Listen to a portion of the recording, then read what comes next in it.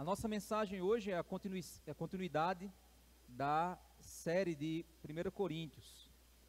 O tema dela é a ressurreição de Jesus e o poder da proclamação. A ressurreição de Jesus e o poder da proclamação. Você já parou, meu irmão, para tentar pensar um pouquinho do que significa a ressurreição de Jesus? Talvez você nunca parou para pensar a importância da ressurreição. Quanto a ressurreição é essencial para a nossa fé.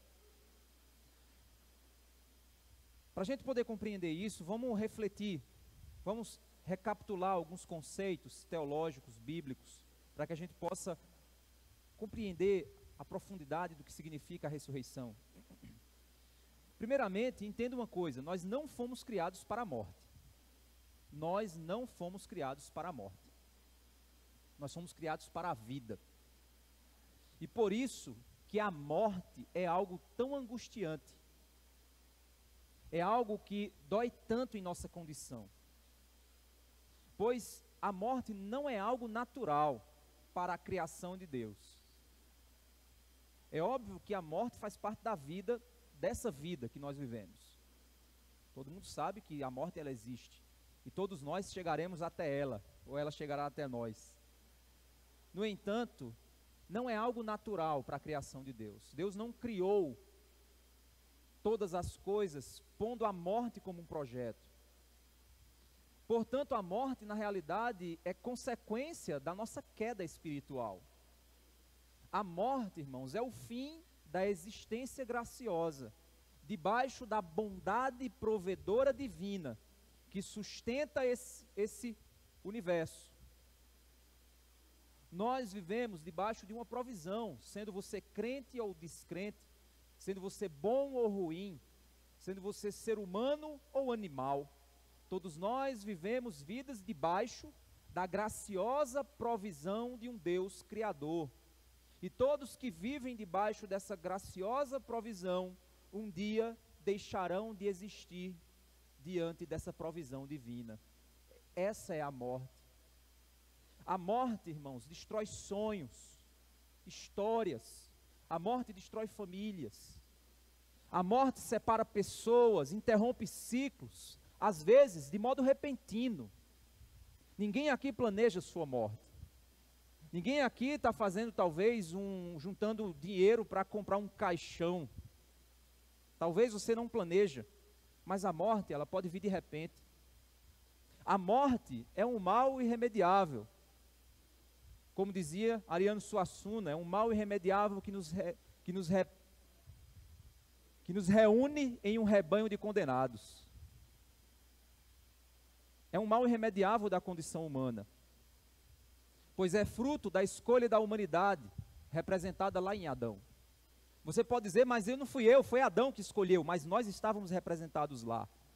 E a semente, a natureza caída, que representa aquilo que Adão escolheu e que nos fez ter essa natureza que temos, é o que nos faz escolher hoje, viver nossa própria vida. Nós queremos seguir nossos sonhos, fazer a vida do nosso jeito, seguir nosso coração. A gente quer viver o que der na telha, porque nós não queremos nos submeter ao Criador. Nós não queremos nos submeter ao Deus Todo-Poderoso.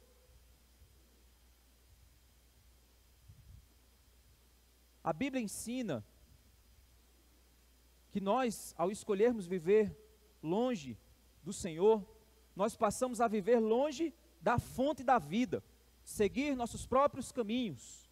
Nós recebemos pela graça uma vida, nós recebemos um universo de bênçãos, delícias das mãos do Criador, mas nós não quisemos nos submeter às regras do Criador, e o que nós queremos, e o que nós desejamos é criar uma vida à nossa própria imagem, à nossa própria vontade, e isso nos desliga da vida, da verdadeira vida, nos esvazia a alma, nos deprime, nos angustia e depois nos mata. E nós passamos uma vida desconectado da fonte que é o Senhor, buscando alegrias em coisas, buscando alegrias em comida, em família, em sexo, em diversão, em festas, em em coisas, a gente se agarra às coisas desse mundo e a gente tenta devorá-las, colocá-las todas para dentro de nós, como se nós tivéssemos uma fome, mas a fome não passa, a angústia só aumenta, a angústia só se amplia, e você bebe mais, e come mais, e festeja mais, e se acaba mais, e você não consegue preencher o vazio, e você vai definhando em sua alma, deprimida, angustiada, pesada, e você vai tentando agora meios para anestesiar sua existência, ao ponto de dizer, eu não aguento mais nem existir, eu vou tirar minha própria vida, porque você se desconectou da fonte, você se desconectou daquele que foi o teu Criador, que te fez para Ele, e que a sua alegria, a sua alma só repousa se repousar nele. Como Agostinho certa vez disse, fizeste-nos para ti, e a nossa alma só repousa se repousar em ti. E você continua bebendo água suja, tentando, esvaziando, até morrer. Essa é a condição. A Bíblia nos ensina que o salário do pecado é a morte. Por isso, todos morreram em Adão. Por isso, todos nós morreremos fisicamente. Porque a humanidade escolheu viver seu próprio caminho, desconectado do Criador. Mas Deus, Ele prometeu não nos deixar assim. Por seu grande amor com que nos amou, Ele nos prometeu, Ele disse que providenciaria o retorno, a fonte da vida.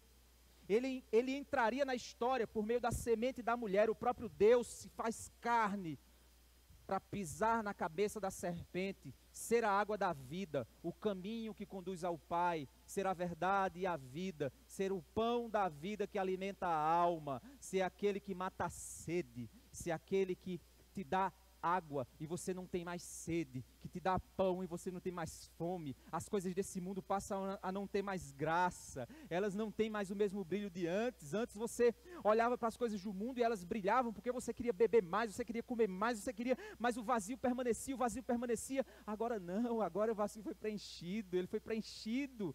Eu não vejo mais as coisas com o tamanho que elas tinham, eu não vejo mais o brilho que o mundo diz que ele tem, porque agora eu tenho ouro. Agora eu tenho Cristo. Esse é o caminho de retorno.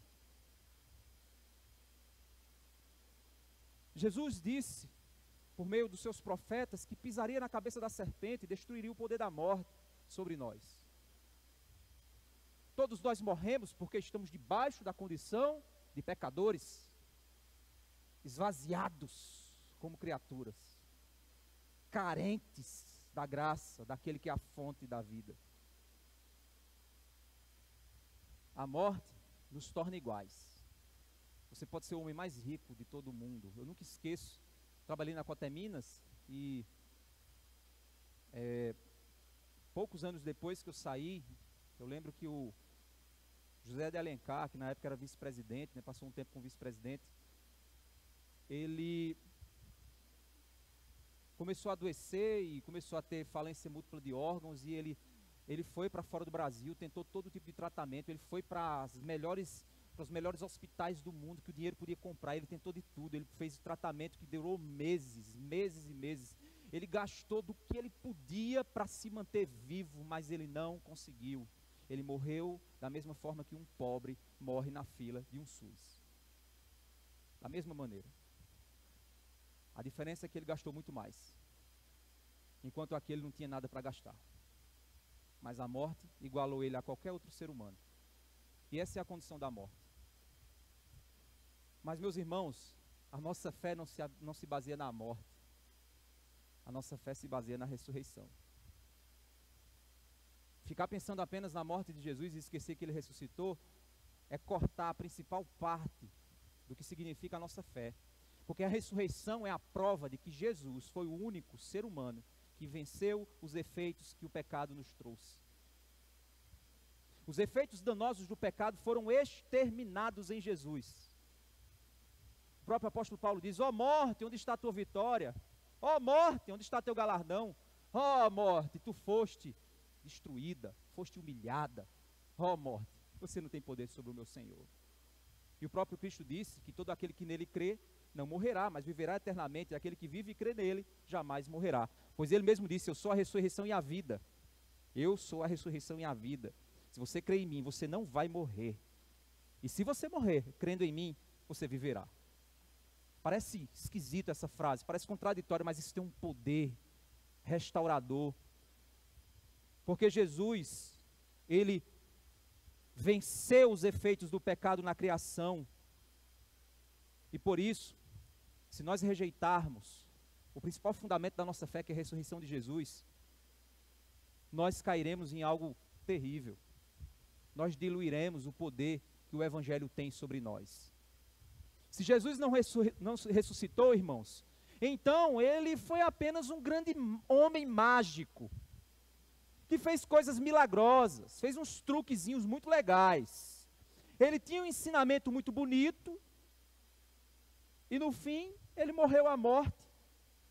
A morte o venceu, e ele se tornou apenas mais um grande homem que viveu nesse mundo e que foi derrotado pelo mal irremediável, a morte. Mas não foi assim o fim dessa história. Ele venceu o maior de todos os inimigos da humanidade. E com isso ele inaugurou um novo estado da criação nesse mundo. O sistema das novas criaturas que aguardam a redenção do seu corpo, estão no cativeiro da corrupção, gemendo muitas vezes, como é difícil existir nesse mundo, irmãos, onde adoecemos, onde tememos, onde passamos angústia, onde nos cansamos, onde todos os dias nos acordamos de manhã, trabalhamos, tentamos sobreviver, como é angustiante, mas a nossa alma, ela anseia o corpo glorioso, ela anseia esse corpo glorioso para viver em um novo céu e uma nova terra. Vencer a morte é o início de uma nova era da existência humana. Quem morre junto com Jesus para a morte desse mundo, se liberta do medo que a morte nos causa, e a morte deixa de ser um fim, e se torna apenas uma mudança de endereço na existência desse universo. Essa é a maior mensagem, a mais poderosa condição da nossa fé. Buda morreu e está morto.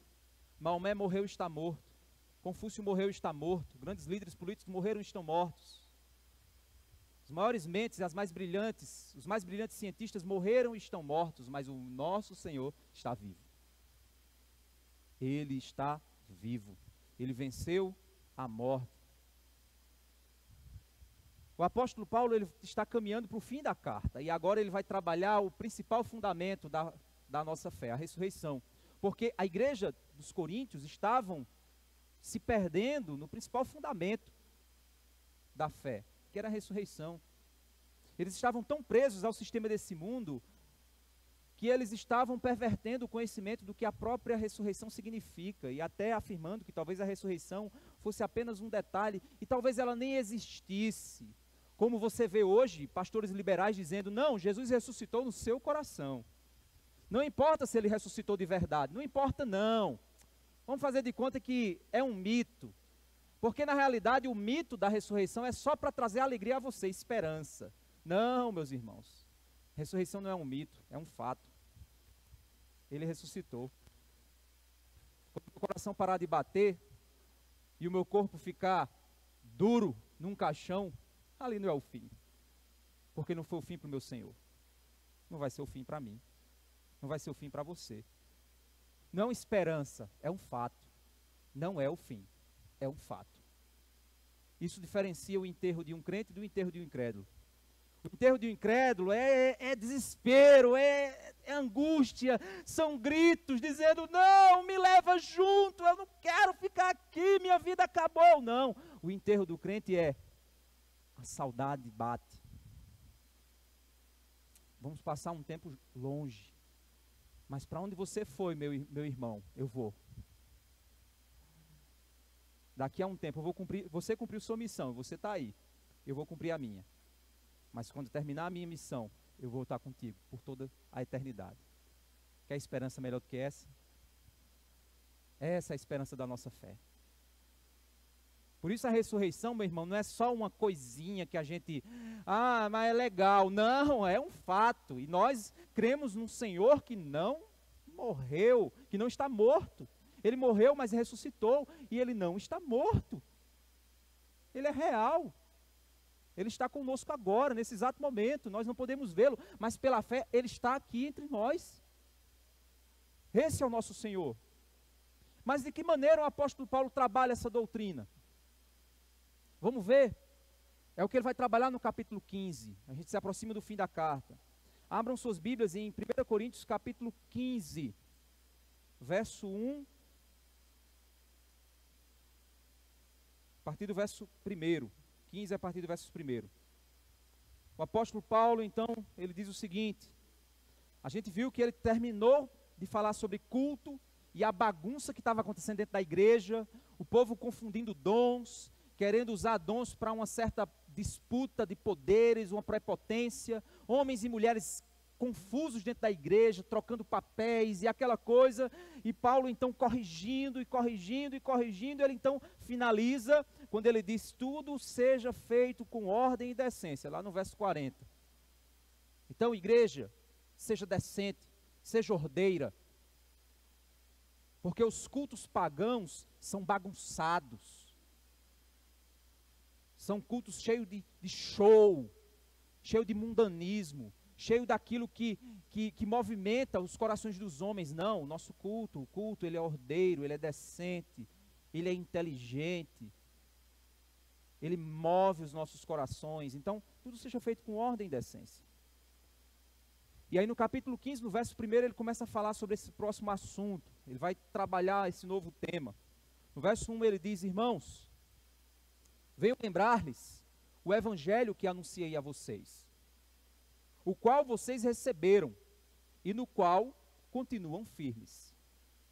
Paulo aqui, então, deseja fazer-lhes lembrar do evangelho que foi anunciado a eles. Evangelho esse que eles precisam permanecer firmes. Entenda, o evangelho não é a doutrina de porta de entrada da igreja. É a doutrina que salva e santifica a igreja. O evangelho é a mensagem que salva e santifica. Então o evangelho não é simplesmente para você dizer assim, agora eu vou entregar minha vida a Jesus, vou ser salvo, agora pronto, agora eu vou viver de outra forma, porque o evangelho já me salvou. Não, o evangelho ele te salva e te sustenta. A mensagem do evangelho nos salva e nos sustenta. E o apóstolo Paulo então está tentando lembrá-los o seguinte, eu venho lembrar a vocês o evangelho que eu anunciei a vocês. A mensagem, a boa nova de que Cristo veio morrer por nossos pecados. A mensagem de que nós somos incapazes de sermos salvos por nossas obras. A mensagem de que nós estávamos mortos em nossos delitos e pecados, incapazes de fazer boas obras. Ninguém é salvo por suas obras, ninguém é salvo pelos seus méritos, ninguém é salvo por ser bom, porque a palavra nos ensina que todos se perderam, todos se extraviaram, todos nós somos maus em nossa condição espiritual, inclinados ao erro, inclinados ao pecado. E o evangelho é a mensagem de que nós somos incapazes de nos salvar. E por isso Deus veio nos salvar. E ele diz, eu venho lembrar-lhes do evangelho que eu anunciei a vocês, o qual vocês receberam e no qual vocês continuam firmes. O verso 2 ele diz, por meio dele, vocês também são salvos, se retiverem a palavra, assim como a preguei a vocês, a menos que tenham crido em vão. Paulo reforça que o evangelho os salvou, mas essa salvação, ela vem de reter a mensagem do evangelho. O que isso quer dizer, irmãos? Vamos ler de novo o verso 2. Por meio dele, de quem? Do evangelho anunciado, vocês são salvos. Mas vocês são salvos não somente porque ouviram a mensagem, mas porque retêm a palavra. Vocês retiveram a palavra, assim tal como preguei a vocês. O evangelho não é uma mensagem que eu adequo à minha agenda. O evangelho não é uma mensagem que eu adequo ao meu bel prazer. Não é uma mensagem que eu mudo de acordo com as estações. A mensagem do Evangelho, ela não é alterada de acordo com a moda, de acordo com as filosofias, de acordo com as ciências, Não, a mensagem do Evangelho, ela foi anunciada de maneira a que a doutrina, ela precisa ser respeitada. A palavra precisa ser compreendida e vivida. A ortodoxia, ou seja, a compreensão correta das Escrituras, precisa nos proteger. Por isso ele diz, por meio dele, por meio dessa mensagem, vocês são salvos, se retiverem a palavra assim tal como preguei a vocês. A menos que tenham crido em vão. A menos que a fé de vocês seja uma fé inútil. Tiago disse que existem dois tipos de fé. Existe a fé viva e a fé morta. A fé viva é aquela que produz frutos. A fé morta é aquela que não tem fruto nenhum. Não passa de palavras, de emoções. Não se engane. Você vai ver gente cometendo pecados terríveis, mas chorando por Jesus. Emocionados por Cristo. Amando a Deus com todo o coração. Se emocionando com letras lindas, de melodias, de músicas, mas não tem Jesus. O texto bíblico diz que eles têm aparência de piedade, mas eles negam a verdadeira eficácia que a piedade tem. A piedade é a vida cristã prática e aplicada. A piedade é a doutrina da fé aplicada na vida real, experimentada por pessoas que foram transformadas por Cristo. Certa vez eu vi um trio, 3 pessoas, que elas, de uma dessas igrejas, consideradas igrejas inclusivas, e esses 3 cantando louvores, com bandeiras do movimento LGBT, e eles cantando, e a música que eles estavam cantando é: você é uma obra-prima que Deus planejou, com suas próprias mãos pintou. E eles cantando, e eles emocionados, e você via a emoção real no coração deles. Mas Deus projetou dessa forma? Deus planejou dessa maneira? Deus planejou o casamento para ser destruído? Deus planejou a infidelidade conjugal? Deus planejou que você vá viver um novo amor fora do seu casamento? Deus planejou isso? Ah, pastor, mas eu me emociono com Jesus, eu amo Ele, eu derramo lágrimas, mas você é um incrédulo. Você se emociona com a imagem que você criou de Jesus. Porque o Jesus que existe, que ressuscitou, é o Jesus das Escrituras. Não é o que você inventou. Não é o Jesus que você prefere crer. Um tipo de avatar que você inventou no seu coração, que aceita os teus erros, que passa a mão nos teus pecados, porque Ele te ama, mas Ele não tem justiça. Ele te ama, mas Ele não é santo. Ele te ama, mas Ele não está nem aí com tua família, porque Ele quer te ver feliz. Eu tenho o direito de ser feliz. Não é errado se te faz feliz. É o Jesus dessa geração, que é nada mais que um ídolo, um demônio, que as pessoas chamam de Jesus. Mas não é o Jesus das Escrituras. Porque o Jesus das Escrituras nos tira das trevas e nos leva para a luz. O Jesus das Escrituras muda a nossa vida, muda a nossa história, muda o nosso coração, nos torna santos porque Ele é santo, nos separa desse mundo e nos dá uma vida diferente, transforma o nosso coração e muda as nossas inclinações. O Jesus das Escrituras nos tira da morte e nos dá vida. Esse é o Jesus das Escrituras e não essa coisa que você criou no seu coração. Esse demônio que você diz ser Jesus, e que você chora por ele, e você compartilha coisas lindas. Ah, Jesus, tu és tão bom. Não é esse Jesus que você vê nas Escrituras, que faz você viver vidas erradas, que faz você não se preocupar. Eu estava conversando com um irmão, foi recentemente num casamento, e ele disse: pastor, era um casamento de crente, mas pelo amor de Deus, Era música mundana, era o povo tomando cachaça. Meu Deus, que coisa horrível. E o pior é que eu virei assim, tinha um pastor com 1 litro de Montila na boca. E ele disse, meu Deus, que coisa. E ele ficou ali isolado num canto. Disse, e agora, o que é que eu faço? Agora, como é que eu... Os crentes não estão mais preocupados com isso. Eles vivem vidas mundanas. Eles vivem no lixo. Eles vivem comendo o lixo desse mundo. E ainda depois voltando para casa dizendo, Jesus, eu te amo. Não, mentiroso, você ama um demônio. Que você pôs o nome de Jesus. Não cometa essa blasfêmia. Porque se nada te preocupa a respeito disso, você não creu em Cristo. Você creu em vão. Nós não vemos mais paixão por Cristo no coração das pessoas. Elas querem um Cristo que não os incomode.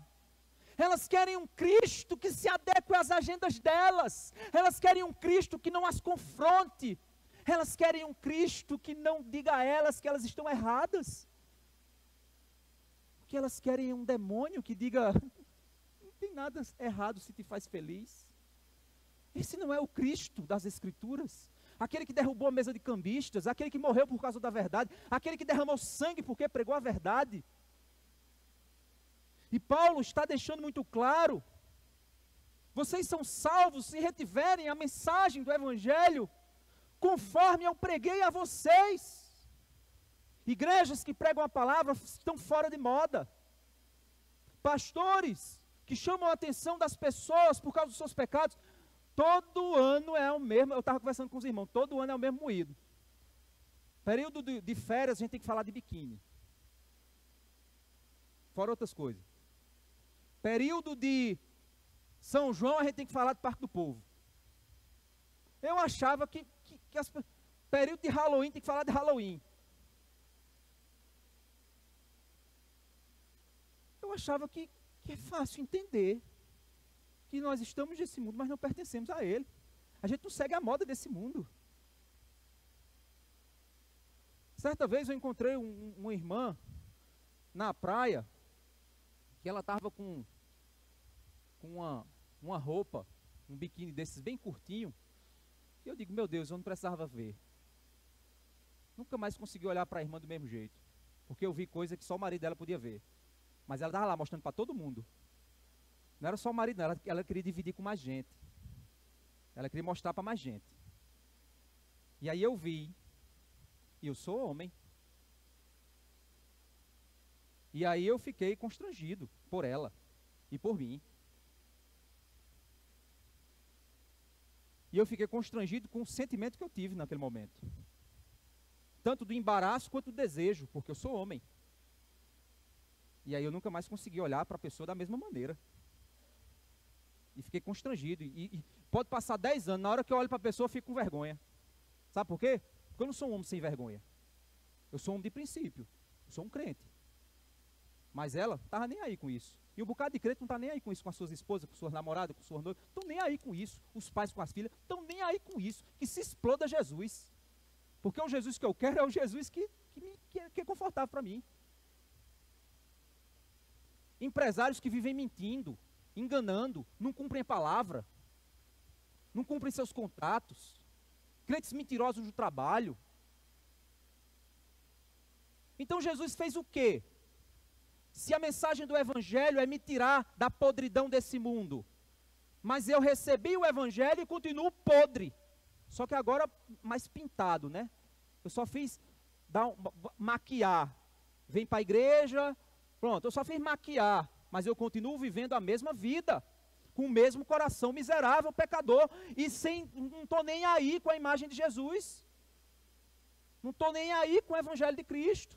E Paulo está dizendo, esse Evangelho salvou vocês, se retiverem a palavra assim como tal eu preguei. Aí você diz, então quer dizer que eu posso reter hoje e amanhã não reter agora e depois não reter, então eu sou salvo agora, eu não sou salvo amanhã. Não, Paulo está dizendo o seguinte, se vocês retiverem, é porque vocês creram de verdade. Se vocês não retiverem, é porque vocês creram em vão.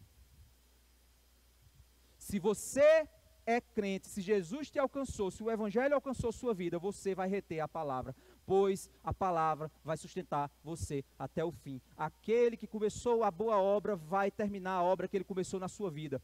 Por isso, meu irmão, Jesus disse que a porta é estreita, e por isso a gente não vê hoje paixão pelo Evangelho como a gente viu no passado. Uma pessoa se convertia, meu amigo, era uma mudança radical. Você olhava e você dizia, rapaz, hoje não. Hoje o povo se converte e fica tentando encontrar brecha para ouvir música mundana, para misturar com coisa mundana, para ficar lá vivendo estilo mundano, se vestindo de modo mundano, falando de modo mundano. Não, mas é a cultura, é porque eu vou redimir a cultura. Conversa, é porque teu coração é miserável, pecador, e tu ama o mundo, e tu ama o esgoto que esse mundo produz. Essa é a realidade. Será que é conversão real no teu coração? Será que é conversão real ou você creu em vão? Porque se nós não cremos em vão, nós retemos, guardamos, lutamos e mantemos essa palavra.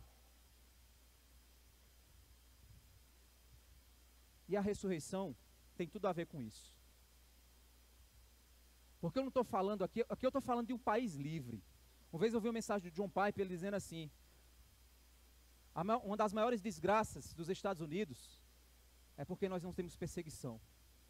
Nós vivemos vidas confortáveis. As igrejas para nós são baladas. As igrejas para nós são programas de fim de semana.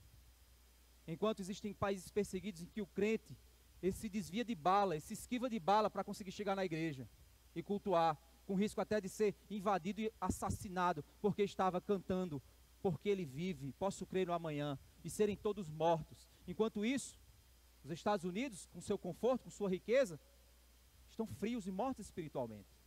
O Brasil não faz muita diferença também. A gente pode não ser rico como os Estados Unidos, mas uma das maiores desgraças é a prosperidade na vida de muita gente. A prosperidade se torna um Deus na vida de muita gente. Porque na hora que o cara está na pindaíba, na hora que o cara está doente, está enfermo, está acabado, o cara está lá aos pés de Jesus. Mas na hora que fica tudo bem, meu amigo, eu troco de Deus. O meu Deus agora é outro. Houve regeneração? Houve transformação? Não. E o que é que a ressurreição significa? Muito mais do que somente mudar de roupa. É entregar a própria vida, se necessário for, pela causa do Evangelho. Sabe por quê? Porque a morte não me faz mais medo. Eu tenho medo da dor, sim, eu sou humano. Mas o crente não tem medo da morte, porque a morte não é o fim. E por isso o apóstolo Paulo, ele vai agora começar a relembrar os fundamentos da ressurreição. Porque ele vai mostrar que nós não cremos em vão. Nós não cremos em vão. Nós cremos em algo poderoso, em algo real. E aí ele vai dizer, verso 3, antes de tudo, entreguei a vocês o que também recebi, que Cristo morreu pelos nossos pecados. Se ele morreu pelos pecados, eu não tenho que viver pelos meus pecados. Ele já morreu por eles. Para que eu vou viver por algo que levou o meu Senhor à morte? Levou aquele que eu digo que amo, ele morreu por meu pecado, foi o meu mal que levou aquele que eu amo para a cruz. Então por que eu vou viver naquilo que matou o meu melhor amigo? Ele morreu pelos nossos pecados, segundo as Escrituras. Verso 4, e que foi sepultado e ressuscitou ao terceiro dia, segundo as Escrituras. Foi de repente, já havia sido profetizado, desde Gênesis capítulo 3, verso 15, que havia dito que a semente da mulher pisaria na cabeça da serpente. Desde Gênesis 3, Deus já havia dito, profetizado, o meu filho virá ao mundo, ele morrerá conforme as Escrituras, ele pagará o preço do pecado conforme as Escrituras, mas ele ressuscitará conforme as Escrituras. Nós não cremos numa mensagem inventada de última hora. Nós cremos em algo que foi esperado por milênios. O verso 5 ele diz, e apareceu a Cefas, e depois aos 12. Depois foi visto por mais de 500 irmãos de uma só vez, dos quais a maioria ainda vive, porém alguns já dormem. Depois foi visto por Tiago, e mais tarde por todos os apóstolos. Paulo ele está afirmando que a morte e a ressurreição de Cristo cumpre as Escrituras. Mas a ressurreição de Cristo não é simplesmente uma história escrita num papel. Pessoas viram o Cristo ressurreto. Mais de 500 pessoas viram o Cristo ressurreto. Os apóstolos viram o Cristo ressurreto. Paulo deixa claro aqui no texto para os coríntios, olha, alguns ainda vivem. Você tem dúvida? Vai lá perguntar para ele. Ó, o endereço é esse aqui, ó. Toma aí, ó, o endereço aqui no papelzinho. Vai lá perguntar, o cara ainda está vivo. Vai perguntar a ele se ele viu Jesus. Alguns já dormem, mas outros ainda estão vivos. Então vai lá confirmar. Então eu não estou pregando história inventada. Estou pregando uma realidade. E ele então continua dizendo, no verso 8. Por último, depois de todos, foi visto também por mim, como por um nascido fora de tempo. Em algumas traduções ele chama filho abortivo. Ele diz, eu vi o Senhor ressurreto diante de mim, fora do tempo, pois o propósito de Deus no meu ministério era outro. E aí ele dá a razão porque que ele acha que ele que ele viu depois. Verso 9, porque eu sou o menor dos apóstolos, e nem mesmo sou digno de ser chamado apóstolo, pois persegui a igreja de Deus. Paulo deixa claro que ele, não somente ele viu Cristo, mas ele também era inimigo da cruz. Ele também era inimigo do povo de Deus. Mas Deus apareceu em Cristo ressurreto diante dele. E no verso 10 ele diz, mas pela graça de Deus, sou o que sou. Paulo diz, eu não posso reclamar. Deus me tornou isso que eu sou. Eu sou o que sou. Não posso desfazer o meu passado. Não posso mudar. Mas Deus me chamou para ser apóstolo.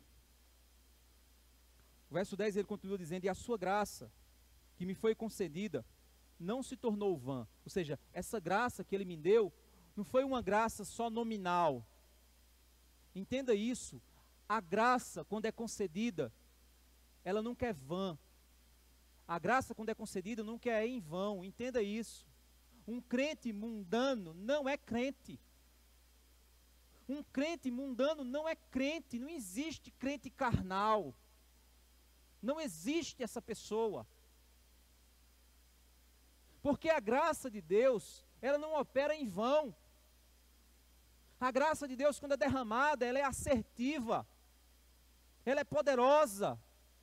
Ela é infalível. Ela é inerrante.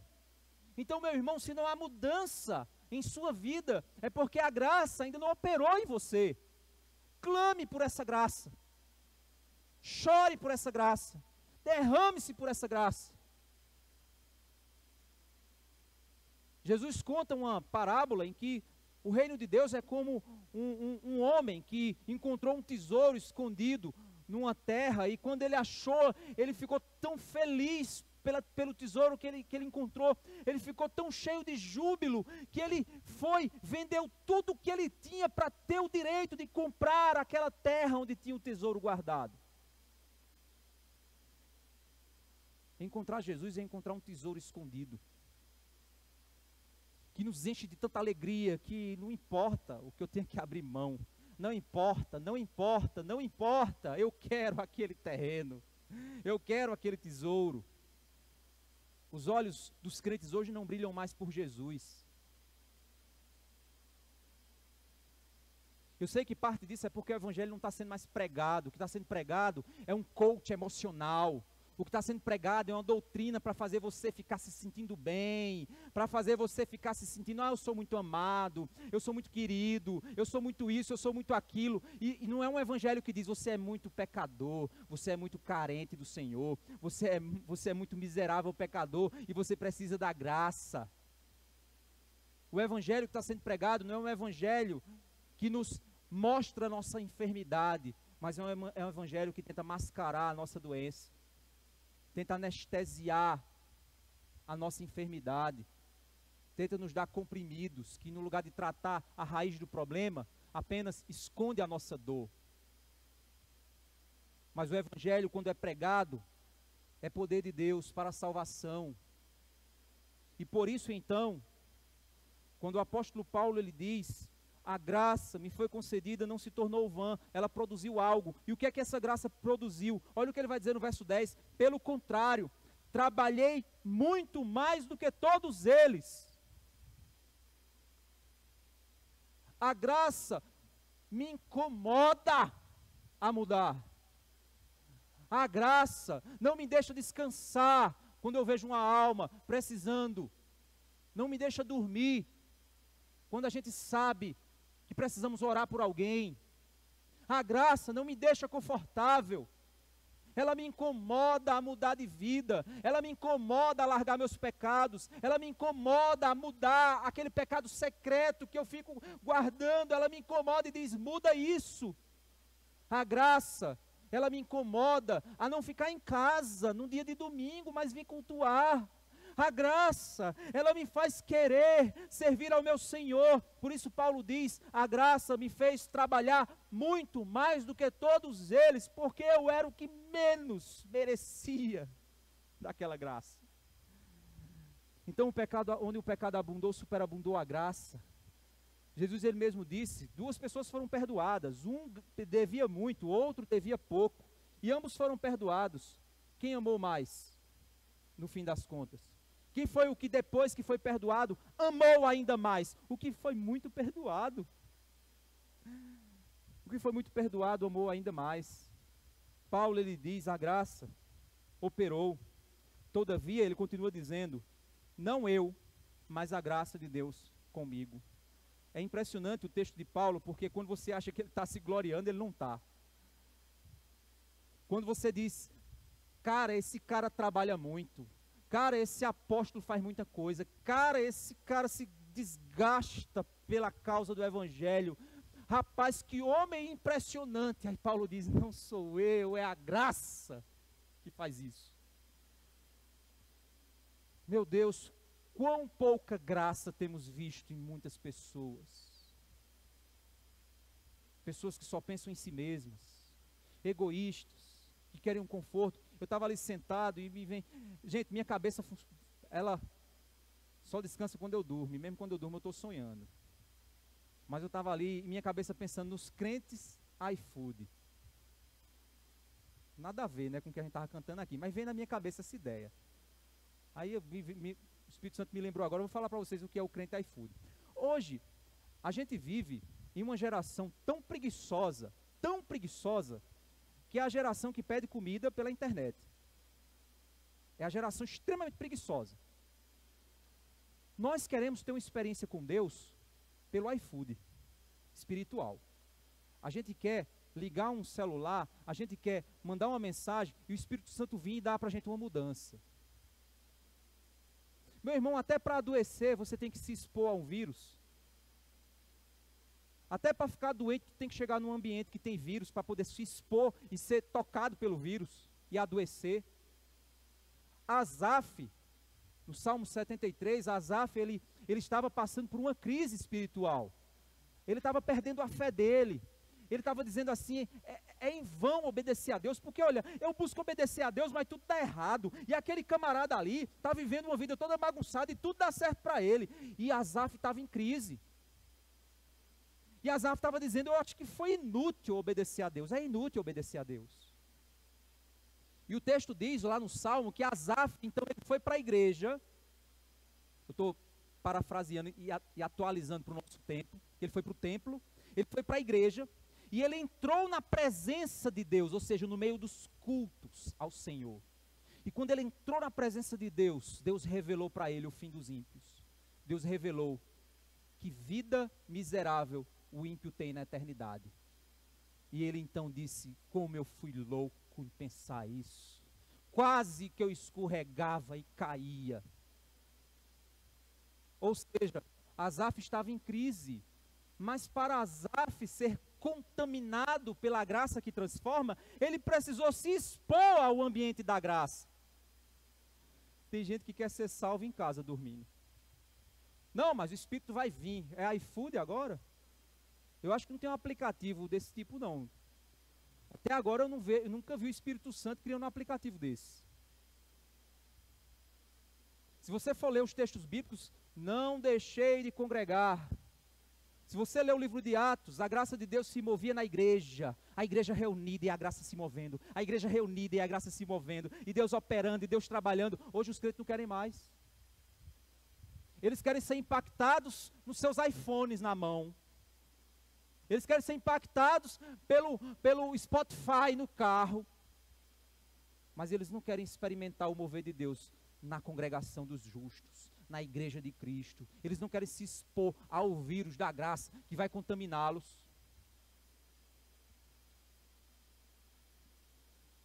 Paulo, então, ele diz, foi a graça de Deus que fez isso. Foi a graça de Deus comigo que fez isso. No verso 11, então, ele diz o seguinte: portanto, seja eu ou sejam eles, assim pregamos, e assim vocês creram. E aí volta lá para o começo, se é que não creram em vão.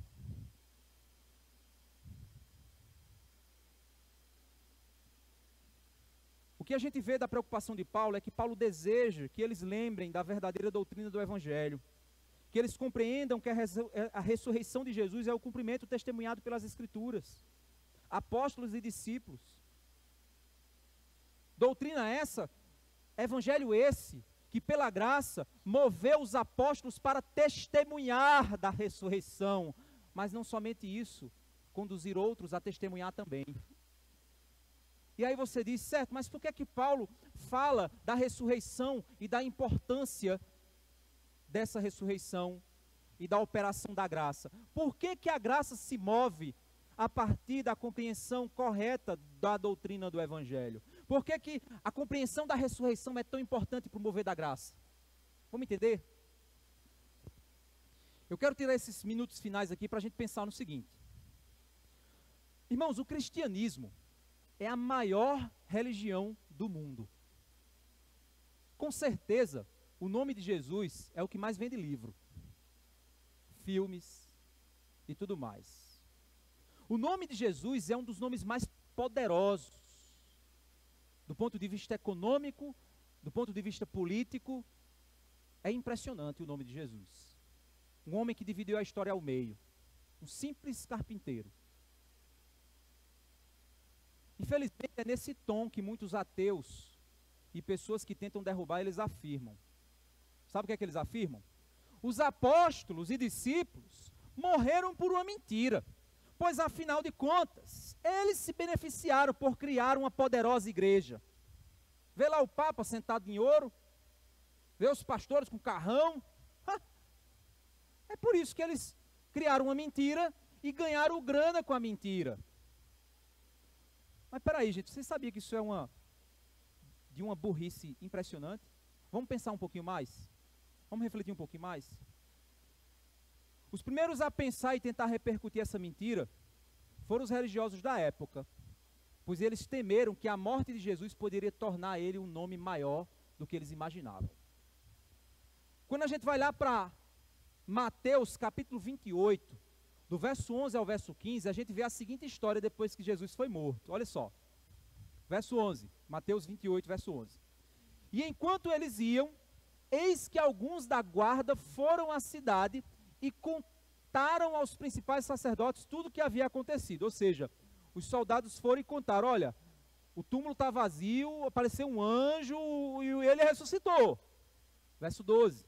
Reunindo-se eles em conselho com os anciãos, deram grande soma de dinheiro aos soldados, recomendando-lhes, digam o seguinte: os discípulos dele vieram de noite, e enquanto estávamos dormindo, roubaram o corpo.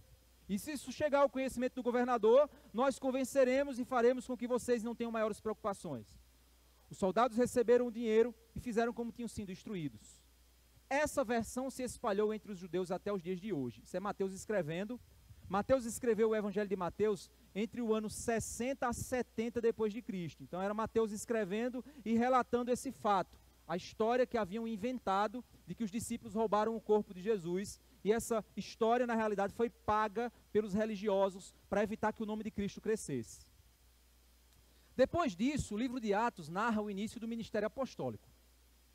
Até que a perseguição religiosa se intensifica, e o Império Romano mata o primeiro apóstolo, Tiago. Lá no ano 62 depois de Cristo, Tiago foi assassinado. Isso está descrito lá em Atos 12, 2. O Império Romano, então, mais ou menos 2 anos depois da morte de Tiago, o Império Romano decreta perseguição oficial contra os cristãos, a partir do ano 64. Então, ser cristão era crime em Roma. Começou a perseguição de fato.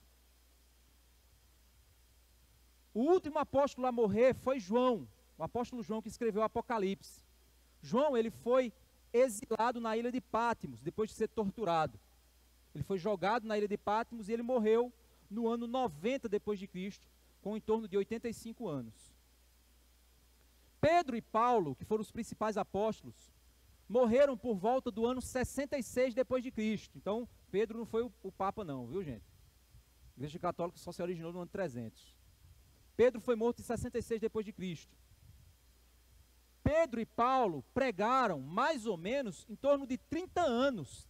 Eles passaram 30 anos da vida deles pregando a mensagem de Jesus, a mensagem de que Jesus ressuscitou. Eles foram rejeitados, perseguidos, espancados, torturados, mortos por causa dessa mensagem. O que esses homens ganharam por essa mentira? Todos os apóstolos foram mortos, sabe de que maneira? Exceto João. Vamos lá. Pedro foi crucificado de cabeça para baixo. Diz a história, os documentos históricos dizem que quando foram crucificar Pedro, Pedro disse: eu não tenho dignidade para ser crucificado como meu Senhor foi. E perguntaram a Pedro: então de que maneira você quer ser morto? Pois a gente vai te crucificar. Ele disse: então me crucifique de cabeça para baixo. E ele foi crucificado. André, Filipe, Bartolomeu, Tiago, filho de Alfeu, Simão, o Zelote, todos foram crucificados. Tiago, filho de Zebedeu, e Mateus foram mortos à espada. Tomé, quando corria, foi atravessado por uma lança de um soldado. Tadeu, prenderam ele e tacaram flechas nele, foi alvejado por flechas. João teve morte natural, exilado de todos em uma ilha, onde escreveu Apocalipse. Provavelmente ele morreu no ano 103 depois de Cristo. Como é que alguém passaria quase 30 anos pregando uma mensagem mentirosa e sofrendo por ela, sem alcançar nada de sucesso humano e no fim ser torturado e morto? Que loucura é essa? Será que então eles acreditaram na mentira de outra pessoa? Não, foi outra pessoa que inventou e os apóstolos foram lá acreditando nessa mentira.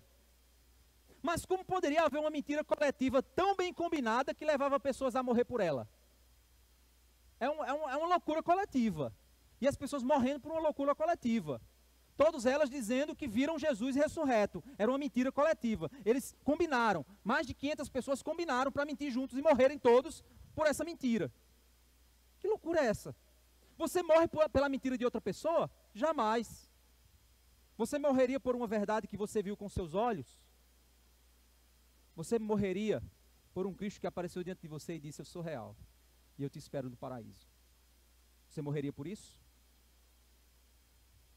Ou você negaria essa verdade para salvar a sua vida e perderia a eternidade que o Senhor te prometeu? Mas se essa verdade é sobre um homem que Deus disse ser Deus, ensinou verdades profundas, fez milagres grandiosos diante dos seus olhos e foi morto diante de todos, a ponto de muitas testemunhas atestarem sua morte, seus discípulos ficaram tão tristes que tentaram seguir uma vida normal, voltar para a pesca após sua morte, mas depois eles viram esse mesmo homem voltar dos mortos, pregar que a morte foi vencida, e agora as portas do reino não prevaleceriam sobre a igreja de Cristo. Esse rei eterno, esse reino eterno, as portas do reino estavam abertas para todos os que crerem, e eles então foram chamados: idem por todo o mundo e preguem essa mensagem que eu ressuscitei, para que os homens tenham esperança, para que a morte não seja a vitória, mas que a vitória sobre a morte seja a vida de Cristo. Será que não é libertador para meros mortais como nós saber que a morte não é o fim e um novo começo? Que libertação é, meu irmão? Saber que não existe nenhuma força sobre essa terra capaz de me tirar de Cristo Jesus? E assim como certa vez eu contei a história do missionário, que o cara disse assim, eu agora vou com minha espada te matar, se você não negar Jesus. Eu vou tirar tudo que você tem, a sua vida. E ele disse, você não conseguiria nada. Essa sua espada, ela não consegue nada a não ser me levar para os braços do meu Senhor. Você não consegue tirar nada de mim, porque eu tenho tudo.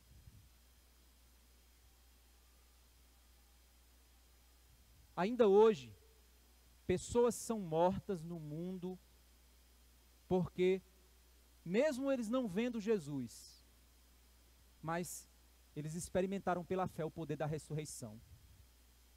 Deixa eu te perguntar, você já experimentou o poder da ressurreição? Eu já experimentei, é libertador. Se você é crente, você já experimentou o poder da ressurreição.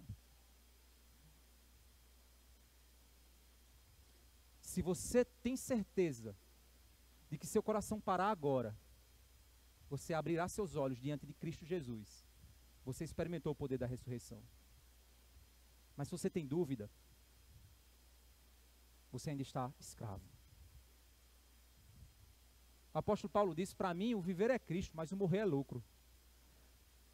A vida que eu vivo na carne, eu vou viver para Cristo, mas se eu morrer, eu vou estar onde? Eu vou perder o quê? Eu vou ganhar tudo. Se eu viver nesse mundo, eu vivo com lutas, com dores, mas eu vivo por Cristo, Ele está comigo. Mas se eu sair daqui, eu vou estar com Cristo, que é incomparavelmente melhor.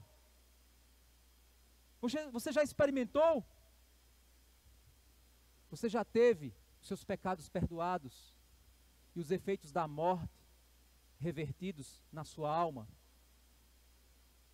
Ninguém morre pelas mentiras de outra pessoa. Esses irmãos nos países perseguidos não estão morrendo por uma mentira,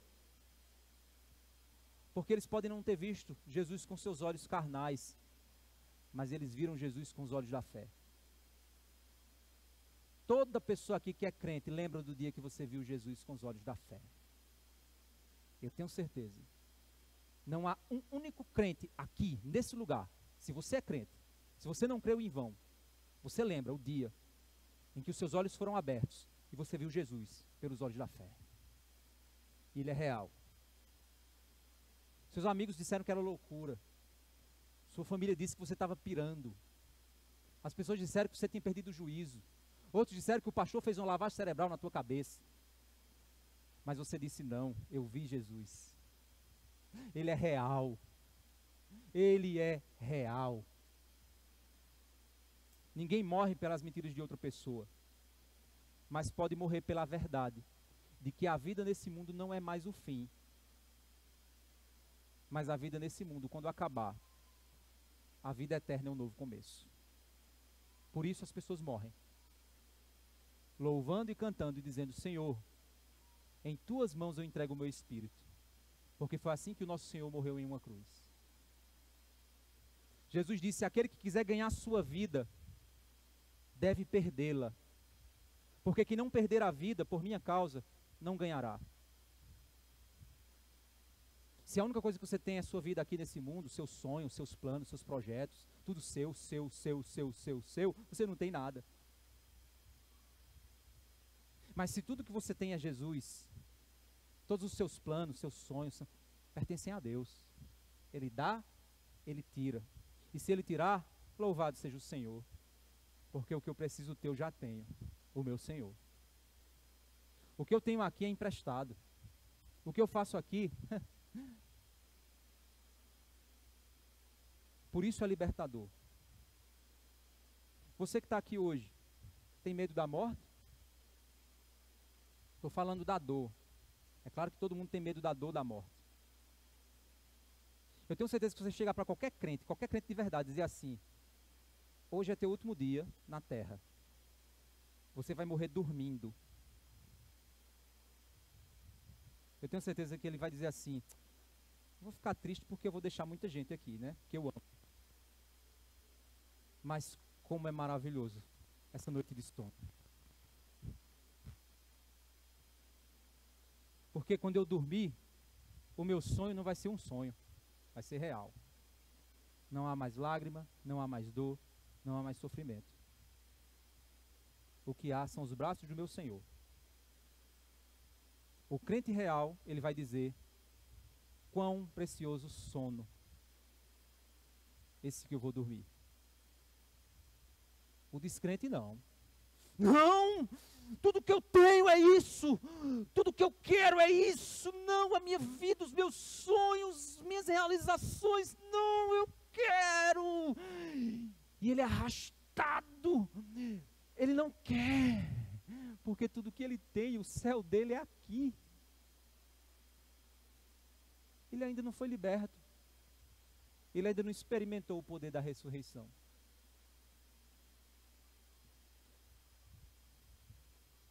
Você tem medo da morte? Ou você já venceu os efeitos dela por causa de Jesus? Eu quero fechar aqui oferecendo a mesma mensagem que Jesus ofereceu. Jesus disse assim: vinde a mim, vós que estáis cansados e sobrecarregados, e eu vos aliviarei. Tome sobre vós o meu jugo e aprenda de mim, que sou manso e humilde de coração, e você vai achar descanso para a sua alma. Tem alguém aqui hoje, agora, você quer vir aqui e dizer: eu quero o poder da ressurreição na minha vida. Eu quero encontrar paz no meu coração. Eu talvez era um religioso nominal. Eu talvez levantei a mão porque eu queria uma vida melhor. Mas eu percebi agora que a vida melhor é Cristo. Eu percebi agora que a vida melhor é a ressurreição do Senhor. Então eu quero esse Senhor na minha vida agora.